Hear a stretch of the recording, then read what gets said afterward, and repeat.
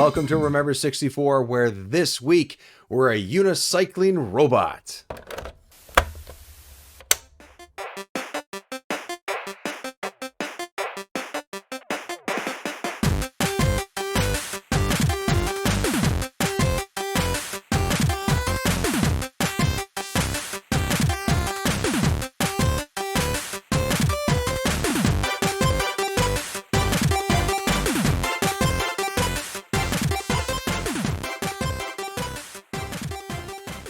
Welcome to the show, everyone. My name is David Petrangelo, and I'm hopping and bopping my way across a strange circus-like land and building up as much speed as possible before I fall all the way down to the ground from this giant tower of weirdness or whatever this is. But there's no fall damage? Woohoo! Okay, here we go again.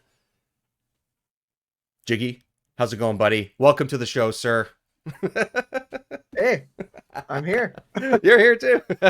Jiggy, look back once again. If any of that made sense that I just said in any way whatsoever, you may have guessed, may or may not have guessed, that we are playing Rocket Robot on Wheels.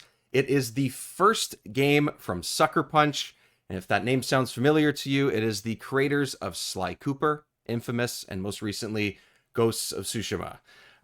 Today, we are so graciously hosting Bill from the Gaming and Collecting Podcast, the 3DO Experience, and Geek Addicts. Bill, welcome back to Remember 64. Hey, Dave. It's been a while. I think last time I was here, we were talking about Resident Evil 2. It was Resident Evil 2. Oh, that's the early days. Early days, Oh, yeah. man. Fun fact, I was the first guest of this show. You were. I want to go way back. That's awesome. You're on level 2, and it is still one of the most popular episodes on the feed because it is just all about the knowledge of collecting, all about the sort of like weird world of collecting, retro games and stuff like that. And I think when I started the show, I said, you know what, this is a great way to just start things, like this is something that people that might be listening to the show or other shows like it, like yours, Bill, that are wondering like, why is this stuff so goddamn expensive? Why is it so hard to find? All that kind of stuff. And I think that is just like an evergreen situation for people in our shoes. So, and I have said this one quote from that episode. It has stuck with me for almost 2 years at this point.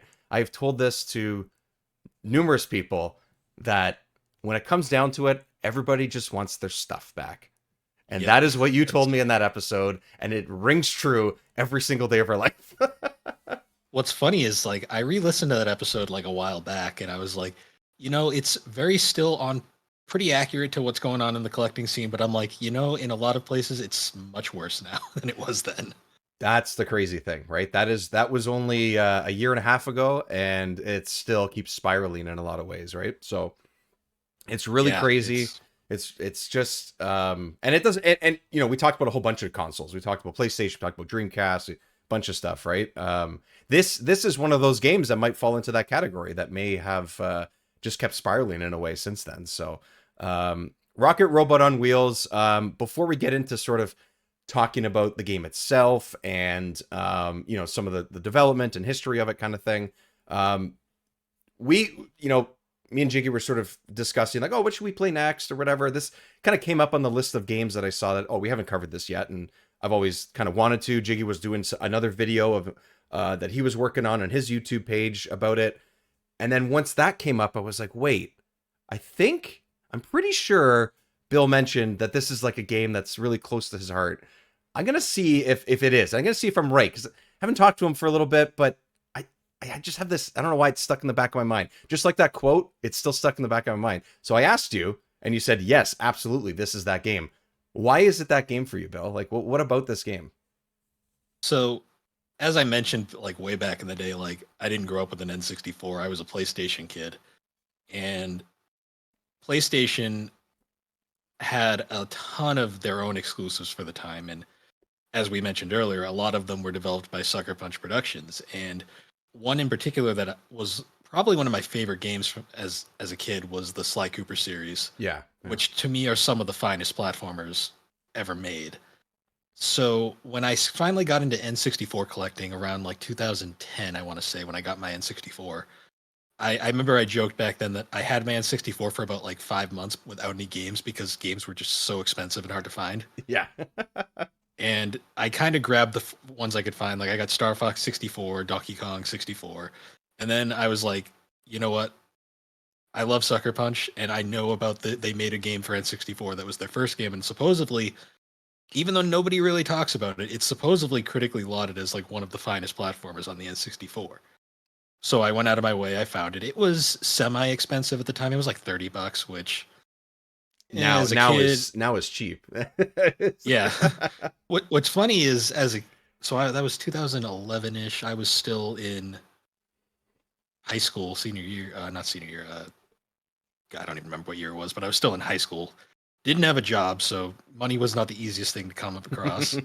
So I had to save up for probably half a year, and then once I had the money put aside, I got that one. And my N64 collection started looking like a collection at that point. I had 3 games, so at least it wasn't Yeah. it wasn't a console sitting on a shelf that I couldn't even turn on because the N64 doesn't have a startup at all. Right.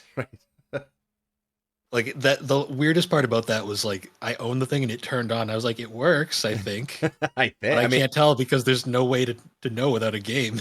right. Yeah. There's no way for it to. Yeah. Yeah. The light turns on, but that's about it. Yeah. Thankfully, it worked. I still have it to this day, Beauty. which is hilarious because N64s are not the easiest things to find anymore. I know. I just went to a store yesterday and picked up a couple smaller purchases for a couple small games, but not only are there only a couple compared to the PlayStations and even a couple Dreamcasts were there and stuff too, but they're not cheap, man. At least No. in Canada, these were priced. They were in really good shape. They were cleaned up. This place was like it's a nice place, but or at least there's stuff to make sure it's tested and whatever, right? It was, I want to say it was $140 for the console and one controller. That's not cheap. That's not cheap. No. Even if that was in the States and it was like 120, because sometimes stuff is quote unquote cheaper in the US compared to where I am, but that's still a lot of money, man. Like just for no games, like that's wild to me. Yeah, N64 is particularly bad. So is GameCube. It's the Nintendo tax, I always say, Yeah. because Nintendo stuff is just always more expensive for whatever reason. Yeah, it's like and that's true even today. It's not even just retro stuff because you can look at like the Switch and games that were launch titles are still $40-$50. Like they don't go down in value, and I don't know if that's Nintendo just somehow retaining that. Like no, they're full price or whatever it is. But it's something about it. I think you're onto that Nintendo tax. Yeah. I'll always say I one of my favorite collecting stories, I'm pretty sure I shared, was when I bought my GameCube, paid $5 for the GameCube, 50 for Melee.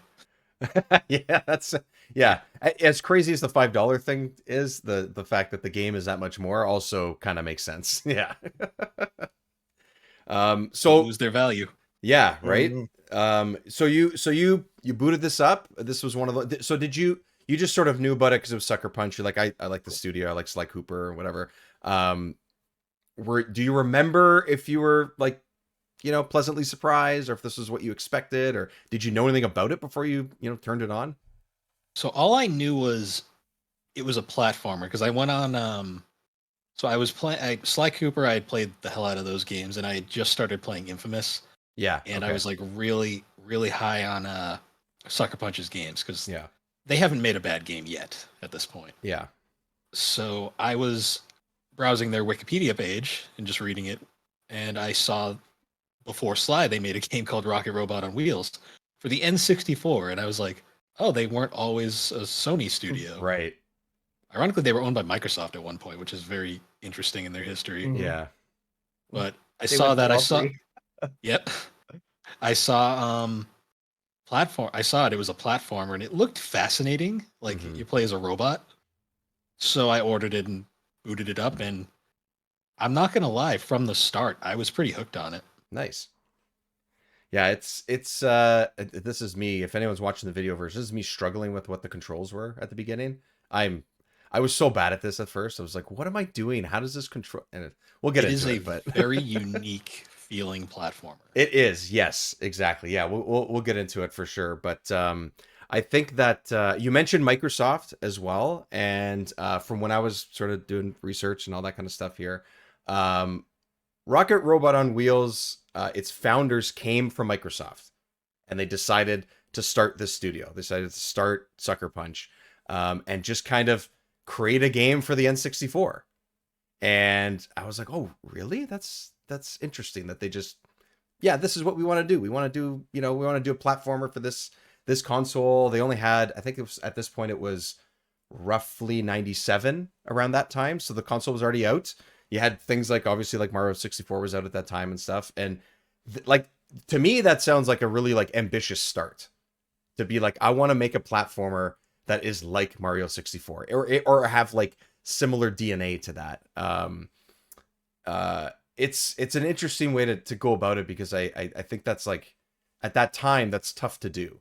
That's like a really difficult sort of task to try and take on, and they did something different with it, at least, right? The physics-based game is essentially what this is. Yes. Like, that's So it really, was like, really what it is. during that era, there was like two ways of making a platform. You either had the open world collectathon style that Mario 64 popularized, or you had more of like the Crash Bandicoot style with linear stages that went Yeah. kind of like the hallway design. I think it's been coined these Yeah. days. Yeah, hallway platformers sort of thing. Yeah. That's part of it. Before we get too far into it, Jiggy, did you have experience with this in the past? You did a very in-depth video about this recently too. So like, you've had very recent experience, and in a lot of, in an in-depth way, but did you have anything, any Nope. experience with this earlier? Nothing, eh? Okay. I had absolutely zero experience with this growing up. It's not one I ever particularly saw. Yeah. If I did saw, I probably passed it up because I probably thought it didn't look my speed. I think the thing that really like detracted me from it. So I got Iggy's Wrecking Balls Oh yeah. when I was a kid, if you know that game. And that game is like, side to side, kind of like a battle system where you're like jumping up and down. You're just a ball rolling around essentially. Yeah. The cover for this game, similar to Iggy's Wrecking Balls in my mind. Yeah. So I'm sure I was like, I have Iggy's Wrecking Balls. I don't want Rocket. So I was like, if I knew it was a platformer, I probably would have been like, yes, yes.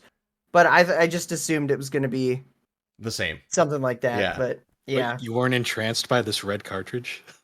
the red cartridge is cool, but I don't know if I don't even know just- if there was a way to know that it was a red cartridge, because you'd like True. go to the store and try and rent it, and the box is just there, right? Like, that's like, yeah, for me, I recognized the cover. Like, I honestly did, and I don't know that I knew a whole lot about it until I remember you saying stuff about it, Bill, because I really honestly don't remember. So there's playing it. actually a very interesting thing about this game is you notice Ubisoft published it. Yes. yeah.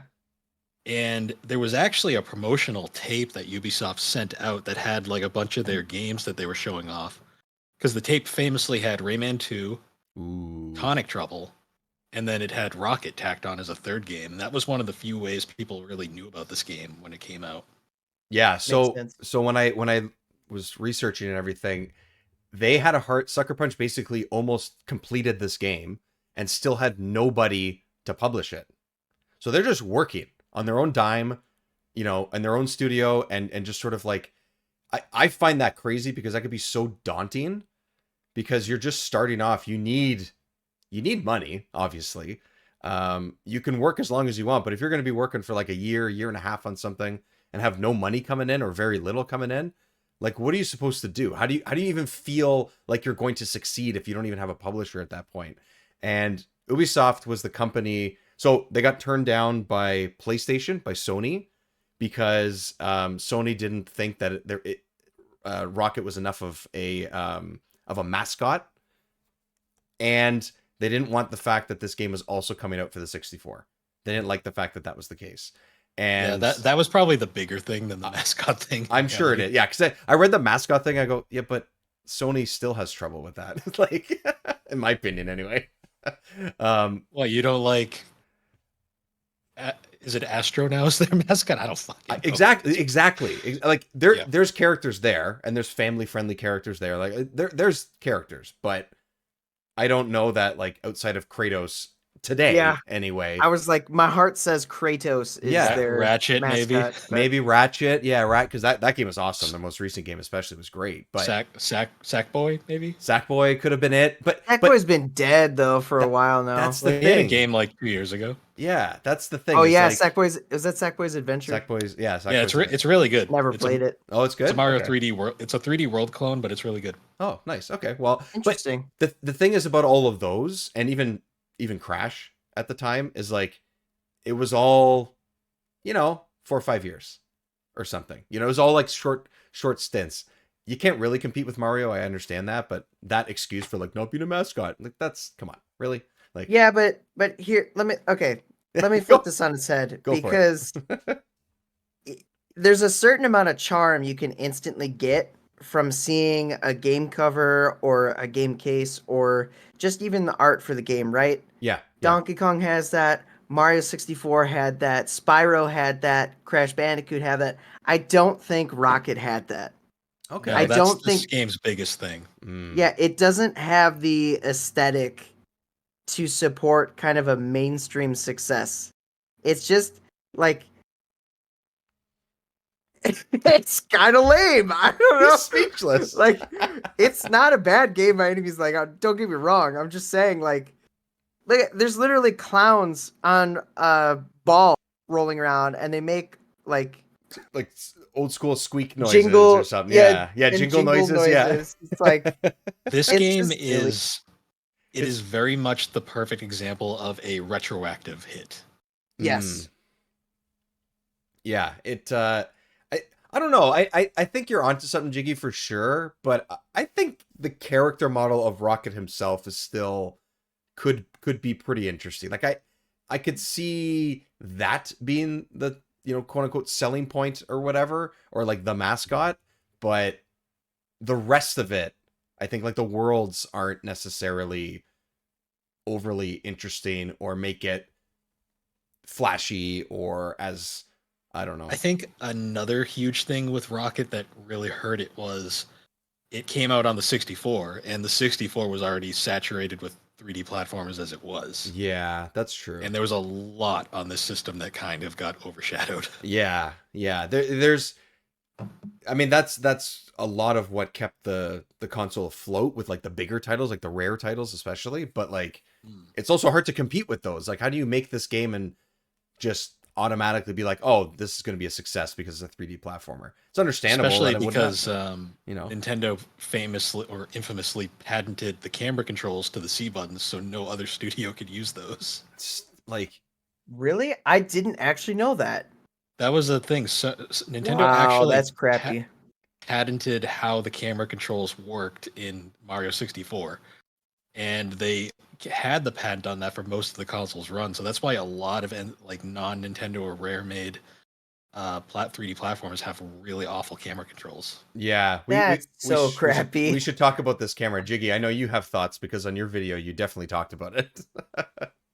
Yeah, Also- and I just wanted to briefly say too, like, so this game came out November 17th in North America Yeah. in 1999. 99, yeah. Okay, and I This was looking. late.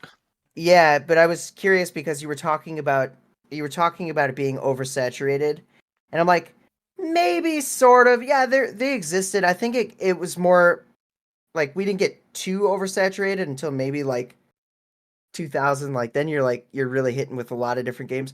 Oh yeah. But it was definitely overshadowed with DK64 releasing just a couple days later. And if you're gonna Oh. pick a platformer on the 64, like Donkey Kong is definitely gonna take the cake there. I mean, everyone's gonna go to So- Donkey I mean- Kong because he's there. It's recognizable, right? Like you're Yeah, it's yeah. just gonna happen, and Probably. people know that it's coming. That so- release date was unfortunate, I think. Yeah, that's Probably a a, good point. probably a controversial opinion, but I'd rather play Rocket. I'm not gonna lie. Ooh. Yeah, controversial. I hate this camera. So yeah, the camera's not great. I will say it's better than a lot of the Yes. non-Nintendo cameras. Like it's better than Tonic Trouble. I'll say that. Oh, I gotta play that. Better game. than- I haven't played that. It's better than Earthworm Jim 3D. I think that's There's more of them. that's coming soon. By the way, The thing heads up, everybody. That's coming soon. the thing about Rocket's camera too that really annoyed me, like I think it's tolerable. Like you said, I Yeah, don't think it's yeah. I don't think it's bad. I think it works, but the noise it makes when it moves. You don't like pew pew Uh, pew but it's pew. if it was like once and it moved, like I was trying to vividly like remember what the camera does in other games, like the sound effect, and was like, Right. they do have sound effects, but for some reason, Rocket's really, it's like, I think I said in my video, it sounds like a fart that's been like pitched up and it's added reverb. It's just like, pew, pew, pew.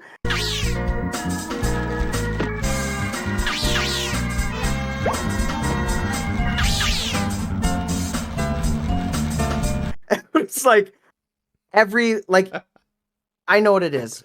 I know what it is. Besides the noise, it's like increments of camera movement. They're not very large. So if you tap the button, Yeah. it's like it moves subtly. So you have to tap it like 3 or 4 times. So you're like, "Tew, tew, tew, tew," and it makes multiple noises within it. Yeah, you're pressing it That's quite what a it few is. times to make it Which is, and it gets caught on the wall quite a bit, like on tighter spots. Like some I mean, some that was games, most games of this era, though. Yeah. it was, but it feels like for this, like you're going down a hallway, for example, and um I kind of want to see Yes. what's in front of me a little bit instead of it being sort of It- mostly in the It front. almost is a cross between the Resident Evil camera and the Mario 64 camera, where it's like it wants to follow you and be that 3D platformer camera, but at the same time, because I experienced exactly what you're saying. Yeah. When you turn a corner, there are certain like set pieces within the game where you'll turn into a small cave or something, and the camera like flips to the opposite side. And to be fair, the controls work. Like they translate really well. It's not like where you're going in a direction, all of a sudden you feel like you need to change the joystick orientation so that you're moving. Right. Like it feels natural, like how it works. But it's just like then you can't see what's coming. They do you dirty in the level in particular we're watching right now, where there's a pit of lava in the middle of this cave, and you like turn, and then all of a sudden there's a pit of lava, and you just gotta know that you have to jump just- over it. Only knew it was But- there because I ran into it the previous time. Like that's Yeah, exactly. that's the only reason why I knew it was there. I think before we get too far into like all this stuff too, we have to just sort of mention that the fact that this game is yes a 3D platformer, but it also is very physics based. Like I mentioned that earlier, but like Yes. Mhm. there's like this is based around physics, which yes, sure, happens in a lot of games. They try to have some sort of physics in it. But a lot of platformers in the 90s and even a lot of the 3D platformers and stuff, Donkey Kong, Mario, whatever title you want to pick, sure, there's like physics based in it, but it's not as precise, I would say, and it's not as necessary to complete a lot of the tasks and especially the actual platforming itself. So, for example, you want to go up a ramp as Donkey Kong or as Mario and Mario 64, you can kind of just run up it and it's okay, right? But in Rocket, and as Rocket, you have to sometimes make sure that you have a little bit of a running start, or you need to hop your way up that hill or that ramp because you need momentum because you're on a unicycle essentially. You are a robot on one wheel.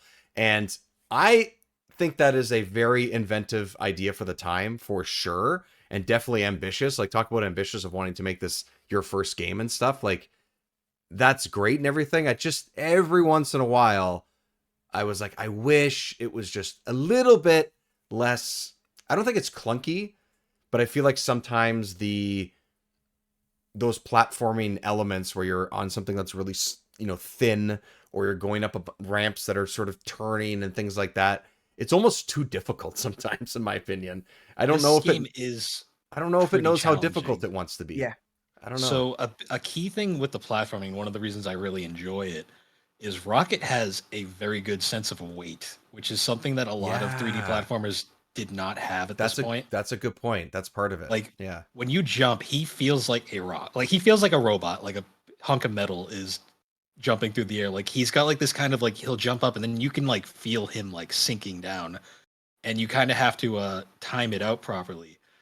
And what's cool is I played this after playing like say the Sly Cooper series. You Yeah. can see a lot of what Sucker Punch was going to eventually do in this game because Mhm. it has the kind of like almost parkourish style platforming Yeah. is like right at home in that series, and it's one of those that's like kind of hard to master, but once you figure it out, it's like super satisfying to like go through all these platforming challenges. Yeah, I don't. Jiggy, did you have that experience? Like, I know that like it can be tricky and stuff, but did you find that it clicked with you after a while? Because you played it a little while ago and stuff too Um, for your video, but like, how did that feel for you? Yes and no. I just clunked my mic. Yeah, yes and no. I hate giving that answer, but it's like Yeah, I know, right? I feel like the majority of the time, yes, it worked. Mhm. I got to a point though, like we'll get to this at some point, but the very last boss and very last level, I was getting really frustrated. Mm. Um, I wouldn't say it's necessarily with the jumping, but there's just some dumb Dumb maneuverability. I design don't know. choices. I Yeah. find that when you're going, so it's almost like you have to give yourself a little bit of a head start, like you said Yeah. earlier, and then you have to jump. Okay, but what I found I was doing, and I think I would have liked this game better if I played this platformer before playing others for like so much of my life. Right? Right. I'm so used to not these controls, and it's not to say I can acknowledge they're not bad, but the fact that I couldn't just like go off a platform and then jump or like do my double jump and make it, like you would go off a platform and it would just trigger your double jump, but your double jump wouldn't be as high as it would if you actually like took the time to do it right.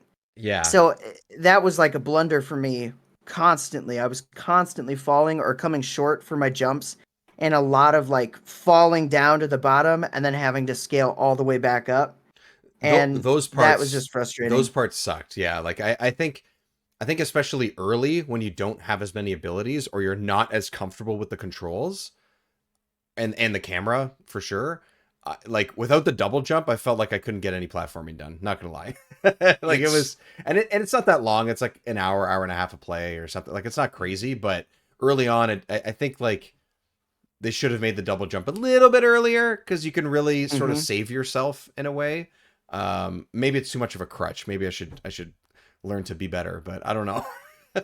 so it's the controls have like a flow to them, which is like something that is very common now in like very artsy platformers you see like nowadays, where it's kind of like you have to like you're the key to like getting through the challenges is you have to keep moving, like you can't like stop and like plan it Yeah, out. yeah. It's like it's the momentum, right? Like it's all physics based, so like your momentum matters, and that's not what you expect with games like this, right? You Mm. expect Okay. to just, you know, go. Like you said, Jiggy, like you were saying, just jump and just go, right? So, anyways, you're gonna Yeah. say, yeah. I was gonna say first off, I don't have a compulsive form of movement in this game, which is a little irritating to me. Like usually you have something like Link has like constant rolling. Yeah, yeah, yeah. Donkey Kong 64, I do like cartwheel, jump, Cart- tailspin, like yeah. you know what I mean? Like I wanted something like that to like feel like I was moving faster than I was. Um, totally lost my trail of thought. I wanted to say that, but what did we say right before that? Just remind me. We were talking uh about what? Just like the momentum and everything, like and the platforming. gosh, can't believe I totally lost my thought. It'll come back to me. Oh, yes, it came back to me. Yes. Okay, I was gonna say what is like super annoying is yes, they want you to keep moving, they want you to go fast. I would say for the most part, your tractor beam, like as a tether, as grabbing things, Mhm. works great, right? Yeah, it's fun. What I don't like is that you use that for combat as well. Okay, and the combat, it's just you grab an enemy and you jump in the air and you slam them down. It's like So it's a ground pound I essentially. actually Yeah. want to talk about the combat real quick. Let's do it. Okay, go for it. I had an interesting experience with it. I didn't realize initially the first time I played this that you could pick enemies up. Oh, So same. I was Same, throwing man. bombs and items at them, which Yeah. I was like, oh, this is a cool combat That idea. works. Yeah. And I was like, oh, that's cool. But then I would have to run into the problem where like I would throw a bomb and it would blow up and it damage me as well. So I was Yeah. like, Yeah. okay, this isn't great. So then I kind of had this thought. I realized, oh, I can pick the enemy up. Oh, I can throw the enemy at the bomb. This is genius. And then I quickly realized, oh, I can just ground pound and kill the enemy by picking it up. Yeah, essentially, yeah. I was like, well, that's convenient. I And they guess. give you health too. Yes. Yeah. But here's the thing I wanted to capitalize on with the tractor beam and moving fast, right? And you can't think about it. There are stages that require. I'm looking at this one in particular. I think I just hated this stage. It's like the first or second one. Yeah. It's You really have to grab bombs and move through these cave systems. And I've had so many instances where you pick up some momentum, like going down a hill or something, and the bomb would like your tractor beam wouldn't hold it level. It would like kind of dip or go it up a little bobs. bit. It bobs And it with would, your momentum. yeah. Yeah. Yeah. And it would smack a wall or smack the ground. The wall I can forgive. The ground is irritating because then it would blow up. I had this one part in particular where you're sitting on a platform, you have to descend to the like bottom level, and Oh as yeah. you have to grab a bomb, go to this platform to descend down, and as you're doing it, like I must have done it like 8, 9 times, and I would sit in the middle, not moving. I'm not moving. I'm sitting in the middle. I have the tractor beam like right in front of me with the bomb. Boom! It explodes just by like the Just platform because it's moving. It pulling you hits a down. wall. I don't know. I Yeah. couldn't tell why it was blowing up, but I had to do it until finally I got through it, and I was like, yes! And then I threw it on the ground and accidentally like blew it up. And I had to do it again, but I got it right after that. So, Oh, you did? Okay, that's good. but it was so needlessly irritating. So it's that's the whole physics based gameplay part of it, right? Is that like Yeah. they put in physics and they program in physics to pretty much everything in the game, right? I Mm. think that particular issue I ran into too in a few instances. I understand where they're going with it, and I don't hate it or anything, but I do think it would get rid of a few headaches if the tractor beam would just be, hold things in place. Like just keep it in one place and that's it. I like the way it works. I like that you can use it, like all these things. Like it's good, but sometimes it's like, well, just make the choice to make one thing a tiny bit simpler. You know what I mean? So, Or um, if when you pick up items, maybe it just puts it like directly above your head or something. something, yeah, something like that, Something right? just a little bit higher than because it's actually like below your head. It's kind of like your body level. Like Yeah, it holds it like right about here, right? yeah. But like for Um, example, if anyone's trying to picture sort of like if you're not watching like the video and stuff, but if you're picturing it, it's like a beam, like you said, sort of at neck level, shoulder level of like a person, if you were a person like that. But like if you were to jump, the bomb or whatever you're holding kind of bobs with the momentum of your body. Yep. Again, I think that's a cool idea and concept, and the fact that's what they went for, I think is really mhm. interesting. In some aspects, that's where I got confused, where it's like not confused, but I just tried to say to myself like, well, is this a kid's game or is this an adult's game? Because that's hard to pull off as someone who may not be as Yeah. experienced.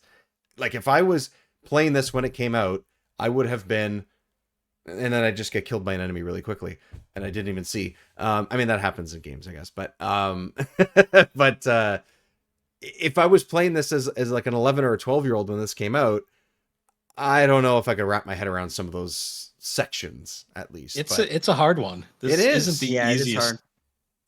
I kind of like that it doesn't hold your hand though, at all. I don't mind it. I think it's kind of interesting. Like I don't mind the fact that it's like, although it doesn't hold your hand, but some of the sort of like mini tutorial like instances where it tells you what you need to do when you get your new ability, or when you go into a new area, and it kind of gives you some information when you talk to the little robot head or whatever. It gives you something, and then you kind of have to figure it out yourself from there. And I'm okay with that. Like it doesn't have to be perfect, but every once in a while I was like, I wish the introduction to some of these abilities that you get, for example, or introduction to some of the worlds were just like a touch simpler. That's all. But otherwise, I still had fun. It can be frustrating, but and nowadays a lot of these can be frustrating in some ways, I think. Most old platformers are kind of frustrating at There's times. always elements of it, right? Yeah, exactly. I'm trying to like. And so one thing I wanted to point out was that that whole just because I know it's published by Ubisoft, I don't know if they've how much of a hand they had in this game, if any at all. But I I don't like believe much. Yeah. but I love the when you go into a level and leave a level, I was like, that's so Tonic Trouble. I mean, literally, it's what happens in Tonic Trouble. It's cool. You like disassemble and then reassemble. Yes, that's Yeah. a I really cool like that. animation. Yeah, It that is felt cool. it felt very Ubisoft. Oh, okay. Yeah. So Go ahead. one Go ahead. thing I really enjoy about this game is its level design. Not so much the designs itself. Some of the levels are a little frustrating. It's these levels aren't massive, because I think one issue some of these games have are like one of my biggest gripes with Donkey Kong 64 is that it's the levels are just too big at times. Some of them are and huge. Some of them are huge. You kind of like it's very hard to do a really big expansive platformer and make it interesting. It's like one of the reasons why like all these open world games just annoy me nowadays, because they're just empty and barren, and like it's really Yeah. hard to fill them with stuff. These levels are all very medium sized. Like they're big enough that they're interesting, but they're not like so big that you like feel like it's going to be a struggle to find everything in them. Yeah, what I find interesting about what I notice as you get further along, I kind of realize it more and more. But I think it's interesting because some of them don't feel big at all. Like the first couple ones, I'm like, oh, this is pretty. Especially the very first one, like that one seems very, very close. You're sort of just on like a beach island type thing. But like, I think some of them you end up collecting like these machine parts that open you up to a whole other area that you didn't have before. So the level does feel like that sort of medium to small medium size, and then all of a sudden it opens up to more. And sometimes there's like most of the time there's more an intricate platforming section. There's sometimes a couple more tickets that you need to collect, and the little machine parts or whatever they call them. I can't remember what those are called. And the level just feels different, and it feels bigger, and it feels like there's more going on, and it's not just, hey, there's a couple little like rooms where you can find some tickets and then you move on to the next one. I like that part of it too, is the fact that like it's not just what's in front of you. After you do a couple things, you open up to another section, and that's fun too. I know a lot of these games kind of have that idea, but for some reason it was more and more entertaining as it went on for me. I enjoyed that part of it. So Did you guys have? So first off, have you completed it? yes, I've 100%ed it once. Ooh. Okay, good. I did not 100% So, it, that's for sure. But I did not So you got the 100% it. very boring, lifeless ending. I don't even know. I think I did look it up. I don't remember what the. Oh yeah. I do remember now. If you don't 100% it, you don't get the ending. you don't get an I ending. do. ends. Well, yeah, but I know. Yeah, I know what happens. I did look it up. I did not. What happens in the non-boring ending, the actual ending? The owner of the park renames it from Rocket World. he names it from like Wubby World or whatever it is. Whoopi World or Whoopi World. Yeah. Whoopi World into Rocket World, because Rocket was the true hero, Yeah. and Whoopi looks very upset. Oh, poor Whoopi. And JoJo's in his cage. Also, JoJo's design is just sly. It yeah. is. Yeah. It is. Yeah. It's 100%. They like the Sly. raccoons. Yeah. So, fun fact: if you look at the custom, like the early concept art for Sly 1, Sly's original design was a lot chunkier and like more legit raccoon looking, Yeah. and he looked just like JoJo. Yeah. course. First thing that came to mind when I saw this, like 100% the first thing. So, yeah. But also like, Whoopi the Walrus, like looks like his friend too. I'm he's not. got- I'm not super into Sly Cooper, but He kind of looks like Murray to a degree. Murray was a hippopotamus, but I can see I yeah. can see the similarities. Yeah. Also, the very comic book looking like art style that's just like a Sucker Punch trademark, which I really enjoy in this game. Yeah. Yeah. I do like the design, I think, of a lot of the characters and stuff. I think some of the worlds are hit and miss to me, like the one that was just up on the video before, where it's like the cave and stuff like that. It's okay, but there's only so much you can do with like cave walls and a cave. Yeah, I guess So, that's, I don't know. I wanted to backtrack a little bit because Yeah, I wanted sorry, to you're gonna finish say something, my yeah. thought. I was gonna just say did you guys find some of the tickets, like to go back to Mhm. complete the game you need 65 tickets, I believe 65, Yeah. and there's a total of 84 in the game. Mm. I got to the point where I needed the 65 tickets, and I had to go back and like really hunt in these old levels to find tickets. Like, did you guys find it to be a struggle to find things? Like, is that just a me thing? Because I feel like I explore often in games, and I was like, man, this is kind of hard. Yeah. So Yeah. I will shamelessly admit, I'll go through the levels once, and then once I can't find anything, I'll just look up a guide. Okay. Yeah. This Yeah. one, there's definitely a few of those tickets, which if you think about other 3D platformers, like take Banjo-Kazooie, for example, the tickets are the jiggies and the machine parts. What are they? The other ones are basically the notes. Tokens? I think they're tokens. Tokens, machine tokens or something. Those are the notes. Tokens, yeah. Yeah, those are the notes. So those are the two things you're mainly collecting. Then I mentioned machine parts. So there's just like sort of an extra thing that's within each level. It's hard to explain, but it's just like another thing you collect to open up a new area. 100%. I found it hard to find some of these things. Like, Yeah. It wasn't like not all of them, because sometimes what I did like about this game is sometimes it was actually kind of easy, not easy to figure out, but easy to notice. Like, oh, this is going to be one of those sections that is going to lead me to where a ticket is and where some of the tokens are. Yeah. Cool. I'm going to yeah. put myself through it. I'm going to do it. Even though it's not super obvious, it just kind of feels like it's set up that way. But that didn't feel overly unique. What felt unique is when I stumbled upon things, but that was few and far between. I think I looked up a guide for a couple of them so that I can unlock more worlds and everything. So I did go back a couple times, but it is difficult, I think, to get through some of these ones. Like this particular level that I'm showing, which I think is like the 4th stage, maybe it's the 3rd, where you're sort of on like a magic carpet and like flying around this like open area. I hated this one. I did not. You know what? I did not like this one at all. This one was probably, in my mind, this is one of the easier ones. I felt like this one and easier the first ones to one were find pretty them. easy. Yes, easier Yeah, ones to yeah. find the tickets. Yeah, but I found it to be a bit of a pain in the ass. Not gonna lie. Okay. I Favorite really levels? enjoyed the. I don't know. Do you have one, Jiggy? Do you have like a particular? Yeah, favorite I one? do. Okay. I really liked. I think it's Pyramid Scheme, and that's the one like in the jungle, and it does like a time travel sort of thing. That's the one I was about to say. Yep. Yeah, I love that one. That's the best That's a one. cool Yeah. level. Okay, so we're all on And the same page. best vehicle in the game.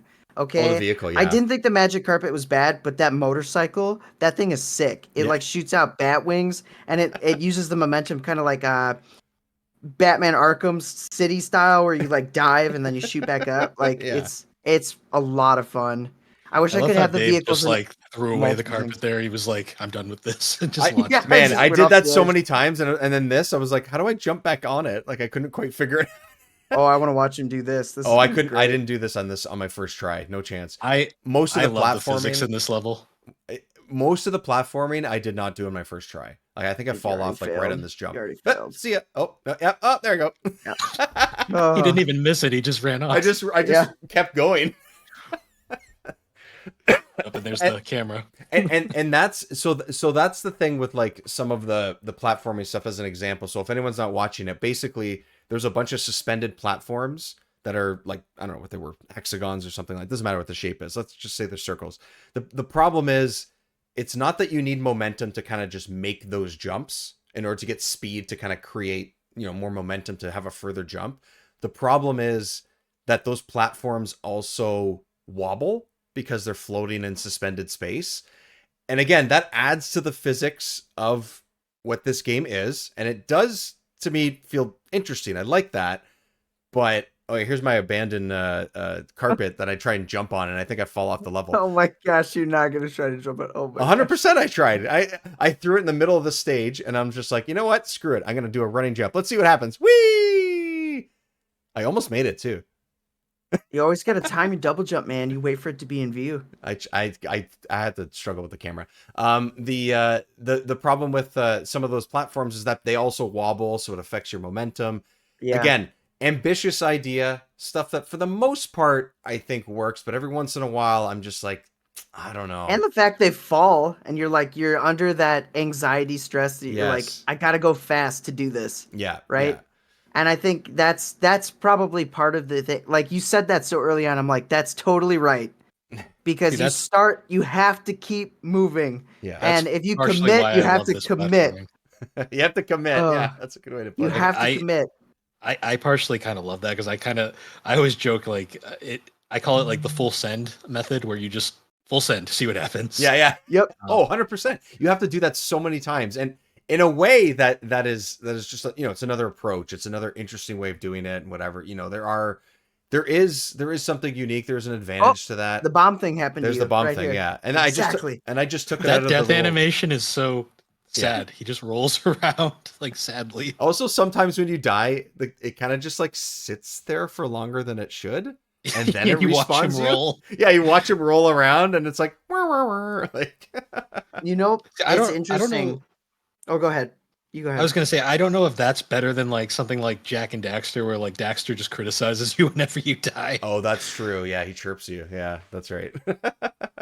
The thing about like the platforming too is in other games you have a form of like correction when you Mm. do it. So like Donkey Kong 64, you can jump off something. You have an aerial attack that you could do an aerial attack and get you just that little bit extra that you needed to kind of pull back a little bit. Banjo-Kazooie, you had Kazooie, you could flap your wings and kind of like maneuver around. Yes. Mario, you had your dive, right? So if you didn't think you could quite make it, you could dive, try to go in a different direction or something. This has no correction. It's just full send, like you said. Full send platforming. A big hunk of metal on one wheel coming at you. Yeah. It's real. It's realism. You know, you make your you can't change your direction in midair in real life. So I know, and that's I've tried. It doesn't work. I've tried to jump off a I've magic done it. carpet and make a platform, but I just couldn't do it.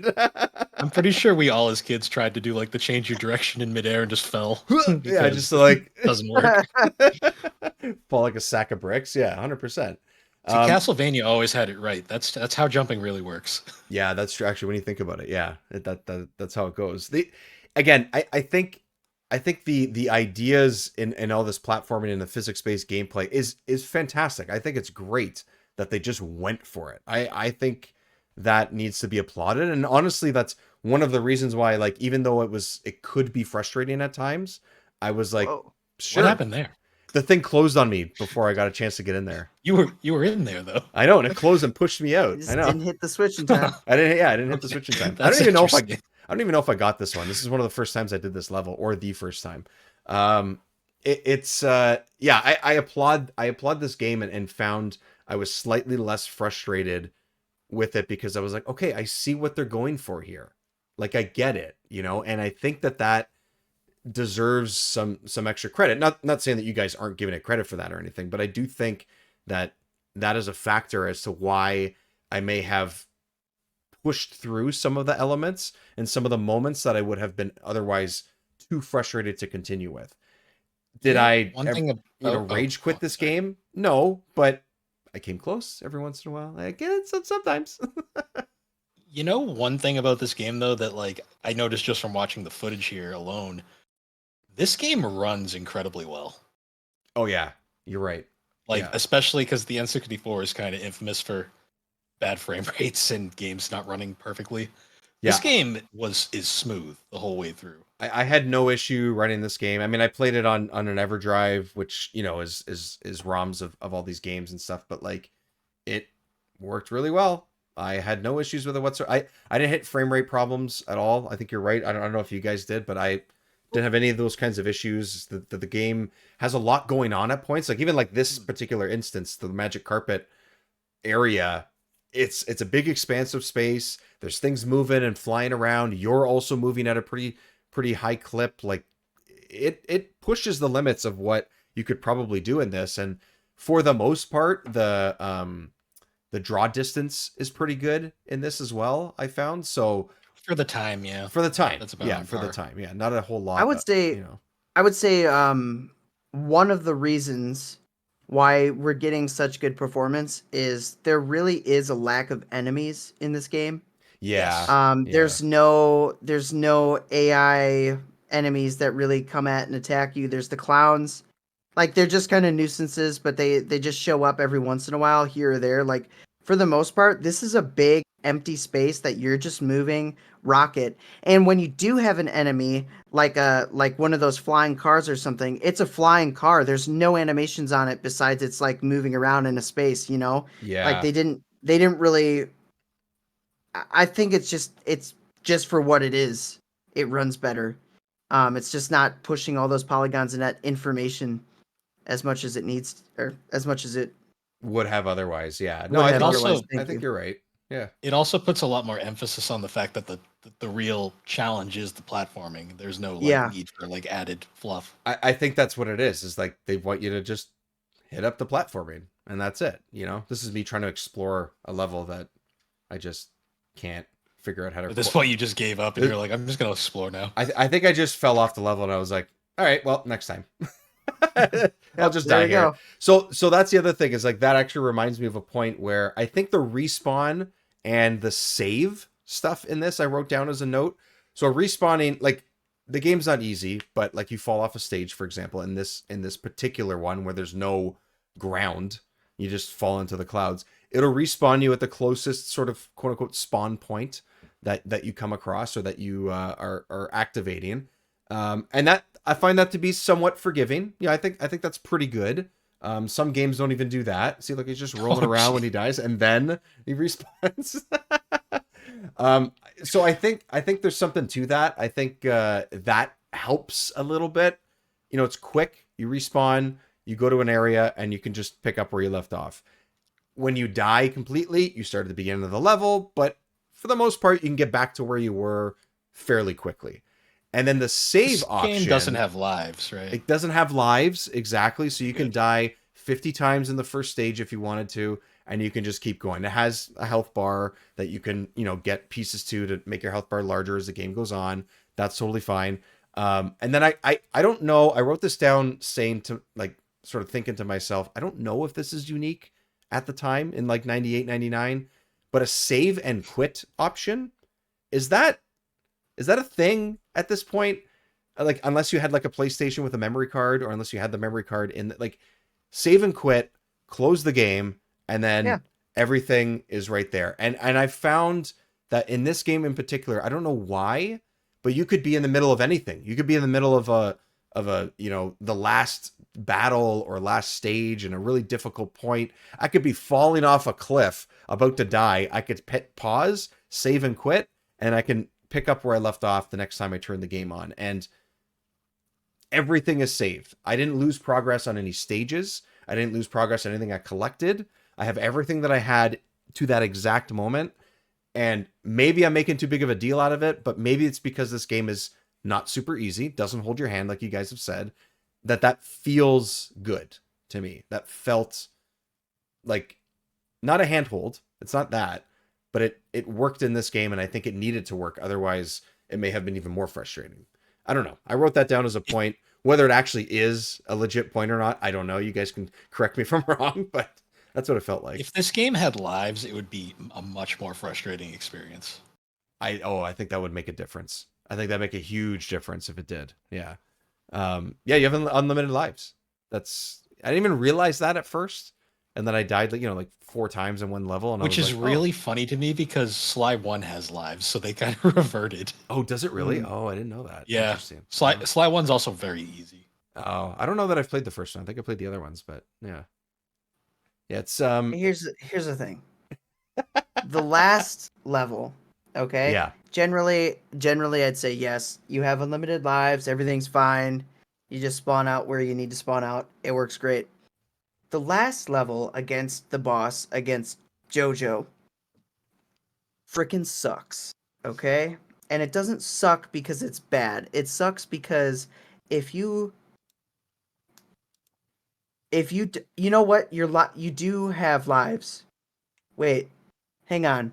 No, you have It's not lives per se. Yeah, it's your health. It's your health. It's your health. It's your health. If you fall off a ledge and you have health, you'll spawn up at the top, right? Or at the last checkpoint almost. Yeah. But if you lose all your health, you will have to completely restart. Yes. Okay. In this particular level, at the very least. Yes. And this particular level is a lot of platforming, a lot of, you know, semi-difficult platforming, too difficult. Using all your abilities and all those. Using all your abilities. Yeah. It's the finale. Yeah.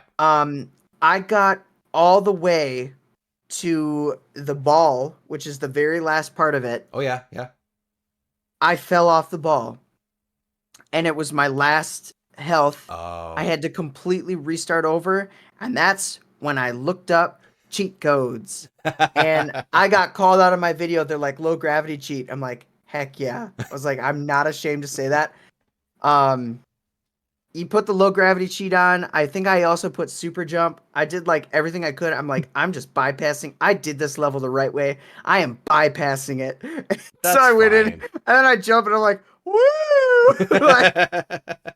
I'm like halfway to the end in one jump. Like this will work. This will work. I- But It's fine. There's nothing wrong with that. Like, you know, if you got as far as you did as well, there's part of it. And also, like, ah, are you still I was playing so the game annoyed, and dude. enjoying it? Yes, that's fine. Just it is what it is. I wanted you to know? finish it. I was Yes. committed at that And you were point, but I right was there. so You're right there. I was so irritated. I was Yeah. like, come on. So that was, I don't often break out the cheat codes, but I did for this game. Yeah, yeah. I like the final boss just because it's different. Because there's so many That's final true. bosses in this era that the boss is so boring and just like generic. Like Mario 64, I love that game, but the Bowser fights are just the level's They're more okay. interesting than the boss fight. Oh yeah, yeah. I agree for sure. And I kind of like that they just kind of JoJo's not really even a boss. He's more of a thing in the background, and the actual boss is the level itself. Yeah. totally. Staying true to the game. Yes, That's what it is. Yeah, I will say too, like even with elements like that particular part of the game, I don't know how he did it, man. Maybe I was just like in a groove that day that I did it without the codes, but I can completely understand wanting to have low gravity and like took the 100%. It is You just went full send. yeah, he went full send. Yeah, I went full Yeah. send and Woo! Jiggy went full send in one way, I went full send in the other way. Either way, full send. Yeah. It was I could totally see it, but I do think that like when it comes to the platforming, my favorite parts, at first I had a hard time sort of wrapping my head around it. Maybe it's because without the double jump, or maybe it's because I just wasn't used to it yet. But I do really like the swinging. I thought when you have like 6 of them in a row, I just like the whole woo woo woohoo woohoo and just like jump grab. Like I think that momentum really works. To me, I felt the groove of what Sucker Punch was doing with that, and those ones worked pretty much every time for me. Is it perfect every single time they implement them? No, but I think that once I got used to it, especially a couple stages in, and it's just the right amount of difficulty, I found that I really enjoyed it and look forward to more of those. I think it's the second or third stage, the sort of underground one that we were looking at before. Once you Third, open yeah. up where the machine parts are, and it gives you that area, there's things spinning, and you're going up, you're going down. There's this thing spinning vertically and horizontally, and it's like really the first time that a lot of that more complicated stuff happens. And I thought that was like a ton of fun, and I was like, oh, I get it now. I get it. It's took- Yeah. something that Sucker Punch is just like known for. yeah, Like because they're still doing this, even maybe not so much Ghost of Tsushima because that's very much its own thing. different but, game. Yeah. In Infamous in particular, like one of my favorite parts of that game is like when you unlock more powers as Cole, you can legit jump off like the top of buildings and like electric glide over like electrical wires and then jump in Oh, the air and hover those are so onto fun. onto another wire and just like keep the momentum going. And it's all stuff that I kind of can see like the original budding in like this game in particular. Yeah, I could see that. Yeah. I think Even it's Sly there. had like that kind of like parkourish platforming. Oh, Mhm. especially those games. Yeah, and the walking across the wires and all that kind of stuff. Yeah. I didn't realize this until now. I just looked it up. The game. I mean, this is Nintendo Power. It's not based on sales, but even I mean, I know Nintendo Power is kind of like a marketing ploy for Nintendo games in some ways at that time, but they rated it as the 18th best N64 Yes. game. Which is interesting because it was very unknown. Yeah, at the time. and that was in their 20th anniversary issue, which I think would have been around this time, around in '99. So I'd like to see this list. I should look it up. Yeah, But wait, Oh, when was there's this? This was some in interesting games that's 1999? above. Yes. Okay. yeah. This was late. This was before this is when the console was still out. I'm sure there Yeah. was. Okay. I'm sure Yeah. there was lots of other games that were not out yet, for sure. And I wanted to. Did you guys do Roller Coaster Tycoon? Yes. Oh, this is Yeah. it right here. I have a video of it. Perfect timing. Perfect timing. I did this one, and it was I think I did one where I collected like the tokens, and then I made another one that did all the numbers where I could get the actual ticket itself. I thought this was gonna be a bigger thing in this game. Like, No, it's very early on, and then they kind of forget about it. Yeah, yeah, it was like one of those things when people talk about this game, they show this clip. Right? yes, They show the roller coaster. When you see a trailer, you see the roller coaster. It's on the freaking game cover. There's the roller coaster. in the back, and you think it's going to play a major factor in this game. It's the first level, and then it never shows up again. yeah, And it's cool. I liked it. I wish I could have built more roller coasters. yeah. Also, That I was built fun. the one that we're watching right now that I built. I built the loop like by accident, and I was like, I'm just gonna try and see if I have enough momentum and see if it works, and it did. I was like, fuck yeah. Yeah. Basically, if anyone isn't watching, what it is you go to an area at a theme park and it lets you build a roller coaster, but you have to take momentum into play here, where you have to make sure you go high and make sure that rocket goes down on the roller coaster in order to go back up again and collect 5 points that will give you your ticket in it. But you can do loops and you can do some zigzags and whatever and stuff like that. But it's basically just gives you like this little rectangular area to build your own roller coaster, and it's kind of cool. It kind of pulls out in like a separate little like mini menu almost, it looks like, and you just kind of use the joystick and the A and B buttons to create a new little like roller coaster. And you can do whatever you want for the most part within that confined space. And I liked it. I thought that was kind of fun. I thought it was cool. I wish it came back though. I agree. Yeah, it happens once and then never again. I know. It makes sense. You're in like a theme park. Okay, I get it. But like, I don't know. Maybe maybe do like some other kind of track. I don't know. Figure it out. Like, there's got to be a way that you can do Well, it. they have the mine cart. The mine In cart. this Yeah. level. Yeah. And that you don't build that track. I know. It's there. And in fact, they actually take you off the track for like half of it. Multiple times. Yeah. Yeah. Like, come on. Yeah. I wonder if it was like a memory thing, because N64 Oh. games lacked a memory at the time. Yeah, that's true. That's true. That could have been part. I mean, it always feels like that's pretty much an issue almost across the board. It feels like with these larger games. And again, not again, but that reminds me, it's not a really long game, but there's a lot to do in this, and there's a lot to collect. Whether you get everything, get the true ending or the full ending or not, there's a lot to do here, and I think there's a lot to master as well. It's not an easy game, but it is something that you can definitely get the feel of, and the more and more you play it, I think the more and more you feel like confident in being able to do these platforming sections. When I was looking up sort of reviews of it and stuff, I want to find where exactly what it said. Okay, this is a review that happened at the time. I don't know what Next Gen is. I don't know if that's like a magazine, I believe. magazine, I guess, at the time. This person, Doug Truman, wrote, "It's an attractive, almost anti-violent 3D puzzler with graphics intended for kids, but with some puzzles whose level of challenge is more appropriate for adults." And I think that is perfectly on pretty point. good. Yeah, I Yeah. think that is a great way to sum this up. I don't think any of that's a negative, but it is something to be aware of, I think, if you're going to go into this game and you haven't played it before. I think there's lots of fun to be had here. It's just you have to be ready to not play the same 3D platformer that you're used to, because it is not like the others. I think that's honestly one of the reasons why it stands out nowadays, is just that compared to like a lot of the other platformers on N64, this one really feels like its own thing. Mm-hmm. Yeah, it is, and it absolutely is, I think. Oh yeah, I wrote down the Jojo the Raccoon looks like Sly Cooper. Yeah, I think so. I had a good time with this game. I think once I got the hang of it, I was really gelling with the momentum of it. I was really gelling with the platforming. Yes, I didn't like some areas of it, but none of these games are really all that perfect when it comes to that stuff, in my opinion. But I'm happy I played it. Like, this is a game that was not on my radar whatsoever, especially growing up as a kid. Interestingly enough, I feel like if I knew what this is or I tried it at a friend's place, I would have definitely gone out and got this and been like, this is cool. It's different. It's 3D platformer. It's got cool music. I like the music, even though it's quite repetitive. I think the music's pretty good. For the most part, other than the camera movements, like Jiggy mentioned, the sound effects are pretty decent, I think. Yeah, I enjoyed this game. I think Rocket Robot on Wheels is worth your time. Just be prepared for some more challenge than you may expect. Jiggy, what about you, man? What do you think? Like sort of I final just thoughts. I think this game.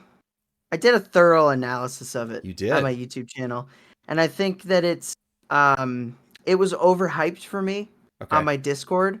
Like people wanted me to play this game, and I'd never played it, and I actually found it at a game store near me, and it was I think I paid $80 for it, but I Hmm. didn't really care because that's pretty standard. Yeah. It's pretty around the mark of where it sits. It actually might be on the low end for a cartridge, Crazy. but yeah, which is pretty nuts. But I don't regret playing through it. I think it's fun. I think realistically, you look it up. I think they say like 6-7 hours of like gameplay time for this. I would say I probably sat around 10, Yeah. maybe. Same. Same. Yeah. Uh, Yeah. Yeah. I think it's a solid game. It's just different. It's just not what I'm used to, and it's challenging. It's fun. I don't regret playing it. I think people would like it, and especially if you are looking for an N64 game that's a 3D platformer, but maybe just it's a little fresh, right? It's fresh. It feels different. It feels totally different than anything else on the 64. I can't say that, and I'll give it some props for that. I think baseline it's okay to good in my book. Sure. Okay to good. Yeah. Yeah. Bill would say it's the greatest game of all that. No, so what for you, is this like one of the, I mean, you mentioned it a little bit earlier, we talked about it, but this is like pretty much right up there as far as platformers go, especially in this It's era or so this console.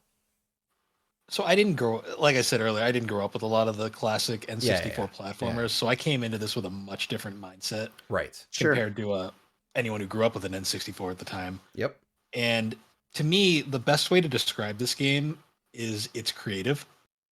It is by far one of the most, I want to say, ambitious and probably Mm-hmm. unique platformers on N64, which is interesting to me because the N64 had a lot of unique and original platformers, but it also had a lot that basically copied Mario 64. Yeah, that's the Yeah. thing. Oh yeah.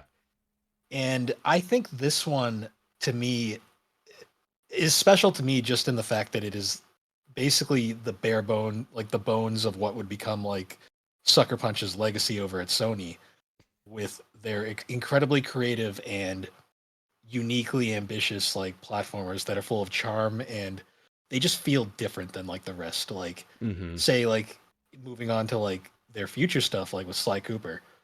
I still think out of Sony's big three platformers, Sly Cooper was the best pure platformer of the three, Mm. compared to like Jack and Daxter and Ratchet and Clank, which had their own strengths in different ways. Sure. Yeah. Yeah. And this is like you mentioned earlier, this is like very foundational for what they did and everything, which is You can great. Yeah. see a lot of the DNA of what to me is Sucker Punch Productions in this game. Yeah. Yeah, it's Um, it's Yeah. it's all there, and I think you're right. I think this is a special game because of what they tried to do. I do think that is not to say like, oh, they tried to do it and they failed completely. They didn't. I think there's a lot No, here. it's not a failure by any means. Yeah. No way. Yeah, exactly. Um Camera controls better than Croc. That's what you can Yeah. say on that. better than most N64 platformers. Yeah, it's that still weren't made by Nintendo. that or were Rare. made. Yeah, and that's the thing too. Like, yeah, sure, it's different if you are Nintendo. 100%. That makes a difference. Yeah. Yeah. I'm happy that I sort of like semi stumbled upon this thanks to you guys. So, I agree. I think it's a really fun game. It's definitely worth playing for sure. If these 3D platformers are up your alley, like I do think that it is one of those titles that makes a pretty good effort of doing something different, and I think that is definitely something that needs to be experienced, I think so. So before we wrap up, do Yeah. you guys want to hear some fun Rocket references in later Sucker Punch games? Yes, Absolutely. 100%. So similar to how like Sucker Punch likes to reference their older games and their newer games, like how in Infamous, Cole McGrath had a Sly Cooper patch on his backpack. And Oh, yeah, there was a yeah. poster for Sly 4 at the movie theater. an interesting thing is in Sly Cooper 2, there is a grave marker in, I believe, Paris that says Rib Rocket at one point. No, what? Really? Classic. And I believe it says like the year the game came out. Nice. That's There was awesome. also a room in Sly 2 where it's one of the levels, I forget the one exactly, but if you destroy all the items and like furniture in the room, and then you stand on this one platform, the game will zoom into the center of the room, and 3D models, like new models of Rocket and JoJo, will appear in the center that you can look at. What? Interesting. Just a little fun little thing that Sucker Punch threw in there just to see if people could find it. That's great. That seems like super, like that one in particular would be like tough to sort of stumble upon, sort of thing. And then also in their recent, they did their big, like I think it was like their either 25th or I want to say 25th anniversary. They did like yeah, that sounds right. this big they did a big poster celebrating their basically the games that they made, and of course it had Sly, Infamous, and Ghost of Tsushima on it, but it also had Rocket and JoJo in the corner, which was a nice touch. Nice. That's good. That's good. It is one of those games that seems to be a little bit forgotten, whether it's on the 64 or whether it's from the studio and stuff. Or at least it's not at the forefront of people's mind and stuff. So at least they're still Yep. saying like, "Hey, we did this thing." I hope people Number remember it, 18, baby. Yeah. It's also never been re-released, which is one of the other reasons why it's kind of got this mystique to it. Mm-hmm. I think they could find a way to re-release this, and maybe it's not. It's got to be a licensing issue. That's probably the Ubisoft reason. and stuff is probably a problem. I would assume there's something to it with that. But sometimes it's small things. Sometimes it's music. Sometimes it's character design. Sometimes there's usually something there. But maybe you don't have to pay $80 to $100 to play the game and stuff. Hopefully, you not everyone has to. But if you have a chance to pick up a copy or you have a chance to experience this game, I think it's worth it. I think it's a good game. I think Rocket Robot on Wheels is something that people should try. And as I usually say for people that bring games, I'm gonna say it to both of you guys, thanks for bringing this game more to my attention because I'm happy I played it. If not perfect, still a good time and still something that I'm happy I played. So before we get out of here, Bill, let's talk about your stuff online and all the expanding shows that you keep doing and all that. Let's chat about your work. Yeah, so I think the last time I was on, it was mostly still just GNC. I think 3DO existed, but it wasn't active at the time. I think you were like just kicking it off. Yeah. Because I did the original like 3 episodes, and then it went on hiatus for a good like half a year just because of logistical reasons. Yeah. But yeah, so my 3 shows I currently have. I have my main show is Gaming and Collecting. That is a gaming and anime based nostalgia podcast I do with my sister Alex, where we talk about a whole bunch of different games, anime, just different stuff from our childhoods. We also talk about some modern stuff every now and then. My second show is the 3DO Experience, which may or may not have been inspired by this podcast. Yes. It is a retrospective podcast talking about the 3DO console, which was famously made by Panasonic. Mm-hmm. And it's essentially a show where me and my co-host Thrak, we go over either the games, we talk about some of the developers, or we talk about the company behind it, the console, basically everything in between. Kind of given sort of a retrospective of this very obscure console from the 90s. It is, honestly, I know almost nothing about this console, about these games. It was something that I knew existed when I was younger, but didn't really know anything about and still don't. I have learned more in just a few episodes of the podcast than I ever have leading up to this point. So even if you don't have any experience with the 3DO like me, it is worth a listen because it is very cool and interesting. Obviously, you guys put on a good show, so I highly recommend it. Thanks.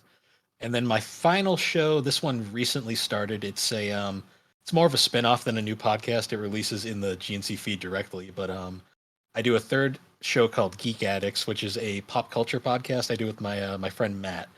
And we basically just talk about all sorts of pop culture things like gaming, anime, comics, books, all sorts of stuff. Like once a week. The best way to describe it is just 2 buddies like shoot the shit for an hour every week.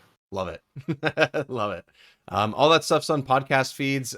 Jiggy, what about you, man? What's happening on the I mean, you did something in Rocket Robot on Wheels. Oh. What's happening at the YouTube page? Oh, so much is happening on the YouTube page. I just feel like I've They've been pumping stuff out. You have been. Just put You out have been. just put out an analyzing everything about Earthworm Jim 1 and 2, a little retrospective, playing through those, and those are very hard. Well, not Earthworm Jim 2, but Earthworm Jim 1, very hard. Yes. Very unforgiving, but it was a lot of fun and I love it. And so I got that. I'm super excited. I think I mentioned it a while back, but the mapping out the Rare universe Yep. video I've been working on, gonna have a special guest on it. It's gonna be super cool. Super pumped for that one. I'm just waiting for the guests to finish their part. But it's gonna be something really special. If you love Diddy Kong Racing, Banjo-Kazooie, any Rare game, basically of all time, it's gonna be represented in some way there. So Nice. I'm super stoked for that. But yeah, it's been a lot of fun. It's been a wild ride. Yeah. Just keeps growing. Yeah, you're plugging away, man. The stuff is awesome. Rocket Robot on Wheels as well. If you want to hear a little bit more about that from Jiggy and breaking things down, from gameplay to music to sound to all of that stuff, you hear a little bit more about that on his YouTube page. And as I want always, to address something. yes, please do. I want to address something. Rocket Robot on Wheels, plural. Okay, it's wheel, but I want to defend it Okay. because I never even thought about yes, that until you said this, by the way. I feel like I've seen people point it out and be like, it's Rocket Robot on wheel, not wheels, right? But he does drive a lot of vehicles. Oh, that's true. Yeah. And he does that like so many vehicles without the game. So I'm defending Wheels as the proper title. So That and That's let's it. face it, That was it. Rocket Robot on wheel just sounds dumb. it sounds bad. Yeah. Or like unicycle robot. Like it just wouldn't quite work. Yeah. That's true. Rocket the circus robot. Yeah, Rocket yeah, right. I mean, but then that just doesn't sound as appealing, like it just doesn't. Yeah, Rocket Cycle Bot. it's like, yeah. Okay, I'm done. No, it's good. You know what? I literally never even thought about it until you said that. Well, that's probably a good best thing not or to not. think I about don't. it. Yeah, I don't know if that's a good thing that I never thought about it, but Yeah, go play this game. Don't think about it. don't think about it. Just play it. Yeah. And I just subscribed, so Yeah. Word. Yeah, there we go. And another one. Lock them in. Remember 64 show across the board. Patreon.com/Remember64 show. You can also get all the episodes early there. You can find us across social media, Remember 64 show. And yeah, some gameplay videos. You can get a video version of this. We're referencing the video of me playing and being terrible at most games that we play on this show. That's because we have it playing while we're recording episodes. If you want to see what we're talking about, that's the best way to find it. And other than that, some pretty fun games coming up as 2024 continues. And until next time, everybody, thank you very much for joining us. Jiggy, Bill, thanks for being here. And we will see you next time on Remember 64.